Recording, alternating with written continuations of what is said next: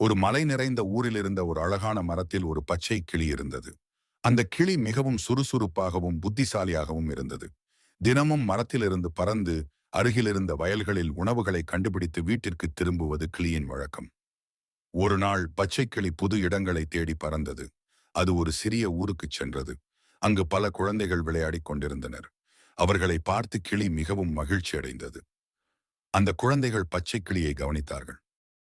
எவ்வளவு அழகான பச்சை கிளி! இதை நம் நண்பனாக மாற்றிக்கொள்வோமா? கிளியிடம் பேச முயற்சித்தனர். ஆனால் கிளி பறந்து மறைந்து விட்டது. கிளி அடுத்த நாள் மீண்டும் அங்கு வந்தது. குழந்தைகள் கிளிக்காக முந்தைய தினத்தில் பழுத்த பழங்களையும் சுவையான சிறு சிறு விதைகளையும் வைத்திருந்தார்கள். கிளி அதை பார்த்து மகிழ்ச்சி அடைந்து அவைகளை சாப்பிட்டது. இதைத் தொடர்ந்து பச்சை கிளி தினமும் அந்த குழந்தைகளுடன் நேரம் செலவழிக்கத் தொடங்கியது. அவர்கள் கிளிக்கு தண்ணீர் வைக்கவும் அதற்கு பாடல்களை கற்றுத்தரவும் முயன்றனர். பச்சை கிளியும் தனது மழலை சுருளில் குரல் எழுப்பி குழந்தைகளை மகிழ்ச்சி அடையச் செய்தது. இவ்வாறு பச்சை கிளி மற்றும் குழந்தைகள் நல்ல நண்பர்களாக ஆனார்கள்.